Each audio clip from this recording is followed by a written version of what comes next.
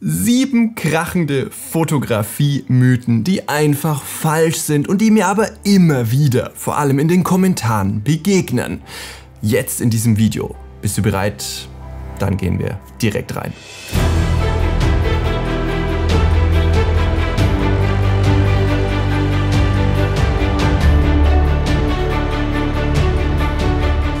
Der erste Fotografie-Mythos lautet, die APS-C-Objektive haben in der Herstellung höhere Anforderungen, also werden von den Herstellern schärfer gebaut, weil die APS-C-Sensoren ja mehr Pixel auf kleinerer Fläche haben und deswegen die höhere Pixeldichte haben. Vergleichbar zum Beispiel mit einer Sony A7R V, das ist eine Vollformatkamera, die hat 60 Megapixel und wenn wir die in den APS-C-Modus schalten, dann haben wir 26 Megapixel, was ja hier der Sony A6700 entspricht. Und 26 Megapixel sind sehr viel Megapixel auf dem Sensor, deswegen haben APS-C-Objektive in der Herstellung höhere Anforderungen, weil sie diese höhere Schärfe sozusagen abbilden müssen. Und da muss ich ganz klar sagen, die Anforderung wäre zwar da, aber die Hersteller verwenden hier nicht mehr Gehirnschmalz und Know-how, um APS-C-Objektive schärfer zu bauen, weil die APS-C-Sensoren so viel gequetschte Pixel auf dem Sensor haben. Ganz im Gegenteil. APS-C-Kameras sind bei allen Herstellern durch die Bank eher so eine, naja, ich will nicht irgendwas Schlechtes sagen, aber Fakt ist, das große Geld verdient man mit den Vollformatobjektiven und mit den Vollformatkameras.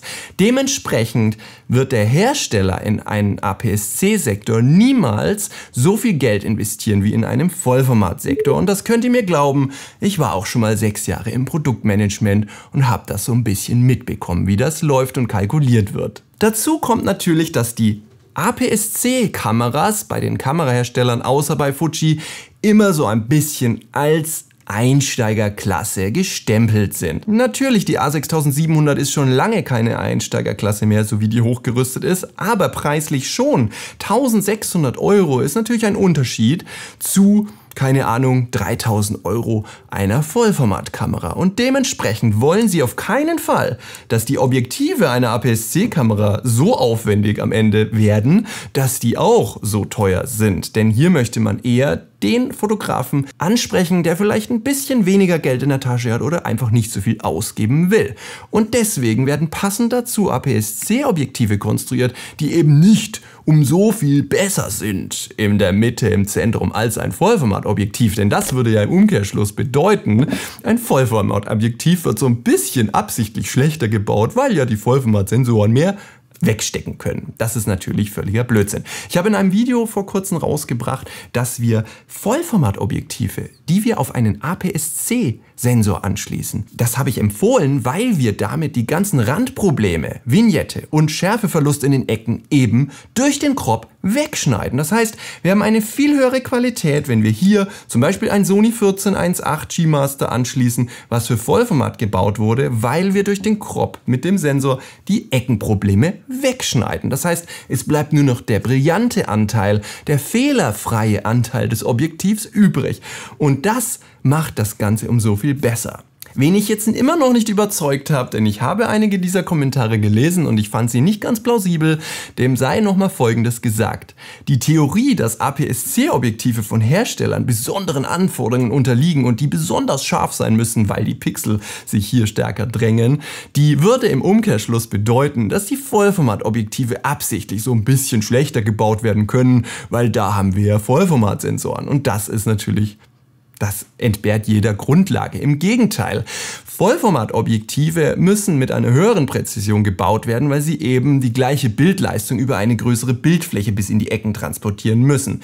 Das klappt genauso gut oder schlecht als bei einem APS-C-Sensor, wo die Objektive einfach kleiner ausfallen. Dort haben wir die gleichen Ecken, Verluste, Schärfenverluste und chromatische Aberrationsprobleme, wie auch bei APS-C. Das nimmt sich gegenseitig nichts. Im Umkehrschluss müsste das ja auch unter dem Strich bedeuten, dass die tausenden APS-C-Bilder auf meiner Festplatte im Zentrum schärfer sind, weil die ja mit einem Hochperformance APS-C-Objektiv fotografiert wurden, als meine vielen Vollformatbilder. Und das ist halt einfach auch nicht der Fall. Im Gegenteil, ich bemerke bei APS-C sehr häufig mehr schlechte Bilder, vor allem in den Ecken, als bei Vollformatkameras, weil hier einfach die Objektive dreimal so teuer sind und in der Regel viel, viel besser ausfallen. APS-C-Objektive sind zu baugleichen Vollformatobjektiven 1020, 1635 ungefähr gleich, PowerZoom beide neu rausgekommen, 1/3 so teuer. Ja, also wenn ihr zum Beispiel ein Sigma 16-1.4 kauft, das ist umgerechnet ein 24-1.4 von Sigma, dann ist das einfach 2- bis 3-mal so teuer, das Vollformatobjektiv. Und das natürlich, weil die Linsen größer sind, 17 Mal davon innen verbaut, müssen wir natürlich eine wesentlich höhere Präzision an das Werkzeug haben, die eben schleifen und polieren. Und da muss eine höhere Präzision vorliegen als bei einem APS-C-Objektiv. Natürlich sind die im Zentrum genauso rattenscharf wie ein Vollformatobjektiv, aber eben halt nicht schärfer. Weil sonst würde das ja bedeuten, dass die Vollformatobjektive absichtlich so ein bisschen schlechter gebaut werden. Und dann müssten die APS-C-Objektive mindestens den gleichen Preis haben, wenn die eben einer höheren Präzision unterliegen. Weil wir jetzt schon viel Zeit vergeudet haben, mache ich die anderen Punkte etwas knackiger. Der nächste Fotografie-Mythos lautet, ein 16 mm Brennweitenbild auf APS-C entspricht der Brennweite von einem Vollformatbild mit 24 mm Brennweite. Das ist einfach falsch. Der Bildwinkel, also der Crop, ist derselbe. Wenn ich hier eine Person mit 16 mm fotografiere und habe bei der Vollformatkamera ein 24 mm Objektiv drauf, dann ist das erstmal derselbe Bildwinkel. Dasselbe Bild entsteht auf den ersten Blick. Aber nach wie vor habe ich hier ein 24 mm Brennweitenobjektiv und hier ein 16 mm Brennweitenobjektiv verwendet. Und das bedeutet unter dem Strich, wir haben hier mehr Brennweite gehabt, also haben wir weniger Schärfentiefe und haben somit ein weicheres Bokeh. Ich blende euch mal hier 2 Bilder ein. Leider habe ich jetzt keine gleichen Bilder gefunden und es musste schnell gehen, aber ihr seht, dieses Bild ist mit 16 mm entstanden, mit einer Blende f2.8. Das gleiche habe ich gemacht bei diesem Bild, das ist nämlich mit 24 mm, aber an einem Vollformatsensor entstanden bei gleicher Blende. Und was wir jetzt beobachten können ist, der Bildausschnitt mag zwar der gleiche sein, der Bildwinkel ist der gleiche, das ist absolut richtig. Also sieht das Bild auf den ersten Blick gleich aus. Aber wir haben bei dem Vollformatbild einfach ein doppelt so weiches Bokeh, weil der Sensor größer ist und nicht nur deswegen, sondern weil wir natürlich hier echte 24 mm hatten und bei APS-C haben wir den Bildwinkel nur durch den Crop erreicht, nur weil der Sensor kleiner war, aber nicht, weil wir mehr Brennweite verwendet haben. Also das passiert mir auch immer wieder häufig, dass ich sage, das ist dieselbe Brennweite bei APS-C. Das ist natürlich nicht der korrekte Ausdruck. Richtig wäre immer zu sagen, es ist derselbe Bildwinkel, wenn wir 16 mm haben mal 1,5 Crop ist gleich 24 mm. Das heißt, wir haben auf den ersten Blick das gleiche Bild. Aber trotzdem haben wir das eine mit 24, das andere mit 16 aufgenommen und deswegen hier weicheres Bokeh bei Vollformat. Bevor wir zum nächsten Mythos kommen, sei dir übrigens gesagt, du kannst so eine Kamera auch ausleihen bei Miet dein Objektiv. Über meinen Link bekommst du sogar noch etwas Rabatt, soweit der kleine Werbeeinschub. Also es muss nicht immer sein, dass du dir eine tolle 7.000 € Kamera kaufst, die kannst du auch einfach ausleihen. Und da kommen wir schon zum nächsten Mythos. Mehr Megapixel auf dem Sensor rauschen bei Nacht stärker. Ich lege diese Kamera jetzt mal ganz bewusst weg, denn wir reden jetzt immer nur vom selben Sensor. Wir vergleichen jetzt keine kleineren Sensoren mit einem großen, das machen wir jetzt nicht. Derselbe Sensor, einmal mit 60 Megapixel und daneben derselbe Sensor, einmal mit 24 Megapixel. Auf den ersten Blick ist die Theorie richtig, dass der 60 Megapixel etwas mehr rauscht bei Nacht, weil sich einfach mehr Pixel auf dem Sensor drängen, was für ein höheres Signalrauschen sorgt. Aber unter dem Strich bedeutet das nicht, dass ich deswegen die 60 Megapixel Kamera nachts nicht verwenden kann, denn sie produziert um so vieles mehr Details. Und das bedeutet, in der Nachbearbeitung kann ich die Vollformatkamera in der Rauschreduzierung wesentlich höher stellen als eine Vollformatkamera mit weniger Megapixel und habe am Ende trotzdem gleiches Rauschen bei mehr Details. Wer das mal im Detail sehen will, schaut sich das Video in den Abspannkarten an. Das habe ich dir da nochmal verlinkt. Da gibt es ein extra Video darüber. Also es ist nicht richtig unbedingt zu sagen, mehr Megapixel kann man nachts nicht verwenden, weil das mehr rauscht. Denn wir haben mehr Details und können die Rauschreduzierung deshalb höher ziehen. Der nächste Fotografie-Mythos, der mir immer wieder begegnet und gegen den ich immer wieder kämpfe und weiterhin aufklärend wirke, ist: Ein Smartphone wird in der Zukunft die Kamera ersetzen. Das sagen wir jetzt schon 10 Jahre und es ist immer noch nicht passiert.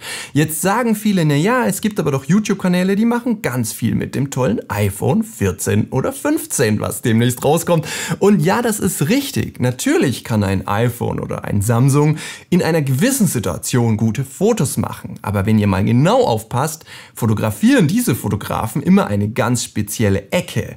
Aber nie das, was ich euch gleich noch sage. Also sie fotografieren vielleicht People in einer sehr kontrollierten Situation mit einer schönen Softbox. Sie fotografieren Architektur und Landschaft. Bei all dem gehe ich mit. Durch die kontinuierlich HDR-Funktion einer Smartphone-Kamera ist das mit einem Smartphone sehr leicht und sehr schön machbar. Vielleicht nicht so elegant, weil man keinen Sucher hat und ganz viele Knöpfchen einfach fehlen für ein schönes Fokussieren, für ein schönes Einstellen der Blende und der Zeit. Und wir können nicht unterschiedliche Linsen verwenden, seitdem man kauft so billig China-Aufsätze, aber das kann man gar nicht weg damit. Ja, da reden wir jetzt gar nicht drüber weiter. Also ihr könnt euer Bokeh, eure Bildsprache durch verschiedene Objektive nicht verändern bei einem iPhone. Ja, das ist schon mal der erste Punkt. Der zweite Punkt ist nach wie vor, ich sehe immer noch keinen Vogel im Flug, formatfüllend mit tollen Bokeh im Hintergrund. Ich sehe immer noch keine Milchstraße, ich sehe immer noch keine Deep Sky Objekte, ich sehe keine Makro- und Mikrofotos, die mit einem Smartphone aufgenommen wurden, und ich sehe kein Formel-1-Auto in Großformat, was irgendwie hier noch mit Mitzieher fotografiert worden ist. Also all diese Fotos können wir nach wie vor nicht mit einem Smartphone machen, und es wird sich in den nächsten Jahren, Jahrzehnten auch nicht ändern, weil wir mit einem Smartphone die Physik einfach nicht überlisten können. Und auch die KI kann viele Situationen auch in der Zukunft nicht kreieren, denn sie wird nicht eure Gefühle kreieren und sie wird auch nicht irgendwie das Brautpaar kreieren, was ihr mit eurer Kamera fotografiert habt. Denn da braucht ihr schon das echte Brautpaar, denn ein KI-generiertes wollen die mit Sicherheit dann später als Print nicht haben. Also vergesst das alles ganz schnell, die Kamera wird es auch noch weiterhin geben. Der nächste Mythos lautet, eine teurere und bessere Kamera macht die besseren Fotos. Das ist kompletter Blödsinn. Ich zeige dir jetzt mal ein Foto, das habe ich mit einer 7.000 € Kamera aufgenommen und es ist einfach nur Schrott. Und ich zeige dir jetzt ein Foto, das habe ich mit der Sony A6400 aufgenommen, einer Kamera für 750 € derzeit, verlinke ich dir gerne unten auch mal rein. Und das Foto sieht schon wesentlich besser aus. Also es ist natürlich Blödsinn, dass die bessere Kamera bessere Bilder macht. Natürlich kommen wir mit einem eleganteren Sportwagen, eleganter und vielleicht 5 km/h oder sagen wir mal, wenn wir das auf Zeit rechnen, ich fahre jetzt von hier nach München, dann komme ich vielleicht mit einem Porsche vielleicht 10 Minuten eher an, ja, als mit einem Trabi. Ich komme vielleicht 10% so elegant an, ich sitze vielleicht bequemer und das Ganze hat 10% mehr Spaß gemacht. Das ist bei Kameras genau das Gleiche, mit einer Kamera, die eine tolle Motiverkennung hat, die sofort das Auge des Käfers einfriert und ihr müsst nur noch durchdrücken, ist das natürlich alles so ein bisschen eleganter. Das heißt aber nicht, dass ihr mit einer günstigen Kamera deswegen schlechte Bilder macht. Ihr müsst euch einfach nur zu helfen wissen. Und am Ende macht nur der Fotograf und dessen Auge und vor allem das Motiv, das Bild aus. Das Motiv ist zu 90% wichtig, ja. Wenn ihr irgendwie Kriegsreporter seid und ihr seht, ihr fotografiert irgendwie so ein weinendes Kind, weil gerade irgendwas Schreckliches passiert ist, dann hat das Bild so eine Emotion, so eine Tiefe. Das könnt ihr mit jeder Schrottkamera fotografiert haben. Das ist völlig egal. Da fragt niemand später nach, ob das ein bisschen zu viel gerauscht hat und irgendwelche anderen Blödsinnigkeiten. Ja? Also das ist eben wichtig zu wissen. Die bessere Kamera macht auf keinen Fall das bessere Motiv. Befasst du dich erstmal mit der Fotografie, mit dem Bildausschnitt, mit dem Motiv. Such dir ein schönes Motiv. Das ist erstmal das Wichtigste. Der nächste Mythos, der mir immer wieder begegnet ist, ich habe meine Kamera auf dem Stativ befestigt, also muss ich meinen Stabi ausschalten. Das ist einfach falsch. Das hat mit dem Stativ überhaupt nichts zu tun, sondern nur mit der Verschlusszeit, die du verwendest. Ja, ich habe es letztens auch mal wieder ausprobiert. Ich habe eine lange Verschlusszeit verwendet bei der Sony und habe mir gedacht, naja, die muss ja intelligent genug sein, jetzt den Stabi automatisch am Sensor zu deaktivieren. Der ist ja so schwimmend gelagert und könnte ja das Bild verwackeln. Aber ich dachte mir einfach, hey, die Kameras sind modern, mach einfach mal deine lange Verschlusszeit und es dürfte eigentlich nichts passieren. Und das Gegenteil war der Fall. Nach wie vor ist es richtig, wenn du eine lange Verschlusszeit hast, über 1 Sekunde, dann mach deinen Stabi in der Kamera oder am Objektiv aus, denn die schwimmende Lagerung der Stabilisationseinrichtung im Objektiv oder der Position des Sensors kann dazu führen, dass das Bild verwackelt. Das hat aber nichts mit dem Stativ zu tun, denn du kannst ja auch auf dem Stativ eine Hundertstel eingestellt haben und das Bild ist völlig wurscht, ob da der Stabi an oder aus war, ist scharf, weil eine Hundertstel halt einfach in der Situation ausgereicht hat und diese leichte Bewegung des Sensors nicht ausreicht, um eine Hundertstel zu verwischen. Ja, dementsprechend gilt das immer erst für Verschlusszeiten, ich sag mal ab einer halben Sekunde von mir aus, ja, dann mach bitte den Stabi aus, aber nicht, wenn deine Kamera auf dem Stativ steht. Die Zeit ist entscheidend und nicht, ob die Kamera in der Hand gehalten wird oder auf dem Stativ steht. Kommen wir zum allerletzten Mythos und der lautet, mehr Brennweite bei Tieren ist generell besser. Das heißt, habe ich ein Objektiv mit Crop-Faktor 840 mm irgendwas, also mein 600er auf einer APS-C oder mit dem 1.4er Konverter habe ich 840 mm. Ein anderer sagt vielleicht, hey, ich habe den Zweifach-Konverter und habe 1200 mm. Macht der deswegen die besseren Fotos von dem Rosenpapagei, der im Ast sitzt? Nein. Aber woran liegt das? Heißt es nicht, mehr Brennweite ist gleich näher dran, ist gleich mehr Details in den Federn, wenn wir jetzt beim Beispiel von einem Vogel bleiben? Nein, das ist meistens leider nicht so. Unter sehr genauen, kontrollierten Bedingungen kann das tatsächlich der Fall sein. Wenn ihr vielleicht am Morgen in der Morgenkühle fotografiert, vielleicht eine kurze Verschlusszeit einstellen könnt, weil ihr sehr viel Licht habt, dann kann es durchaus Sinn machen, mit 1200 mm einen Vogel zu fotografieren, der dann brutal scharf ist. Aber in den meisten Fällen machst du damit nicht unbedingt bessere Bilder, denn ein riesiger Faktor spielt da mit, denn das ist meistens Hitzeflimmern. Hitzeflimmern ist nicht nur unbedingt ein Flimmern, wo bei 40 Grad im Schatten auftritt, sondern ich zeige dir hier mal ein Bild von diesem Schakal und da ist es schon so, dass wir hatten da nur 12 Grad und Sturm und ab und zu kam mal die Sonne rauf und hat den Sand so ein bisschen gewärmt. Der hat vielleicht 18 Grad gehabt oder so. Aber das reicht schon aus, wenn du extrem viel Luftschicht verdichtest, dass hier ein Flimmern passiert. Vor allem, wenn du ganz flach über den Boden fotografierst, ist das ein Problem. Und dann nützt es dir überhaupt nichts, mehr Brennweite zu haben. Weil Hitzeflimmern kannst du nicht durch mehr Brennweite kompensieren, denn damit quetscht du ja noch mehr Luftschichten zusammen. Das heißt, wir haben oft bei einer Brennweite noch kürzere Verschlusszeiten, die wir einstellen. Das heißt, im Zweifelsfall erhöht das auch wieder das Rauschen. Ja, also es ist nicht unbedingt richtig, dass mehr Brennweite, also zum Beispiel 2000 mm, ja, ich ziele mit 2000 mm auf den Mond. Da kommen so viele Probleme ins Spiel, dass das Bild mit 2000 mm wahrscheinlich viel schlechter wird, als hätte ich 840 mm verwendet. Weil wir einfach atmosphärische Verdichtung, atmosphärische Fehler haben, die da wahnsinnig verdichtet werden. Das heißt, der Mond ist am Ende waberiger und unschärfer, als hättet ihr weniger Brennweite verwendet.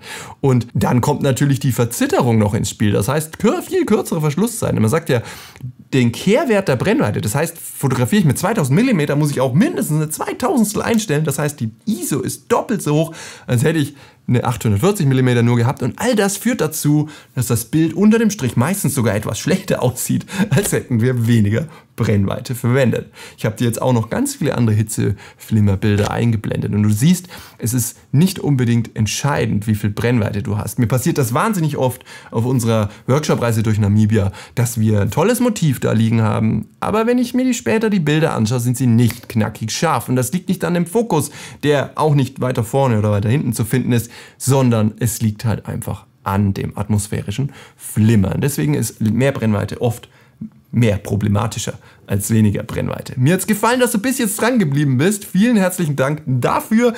Wir sehen uns demnächst mal wieder, hoffentlich. So Gott will, bis dahin und tschüss.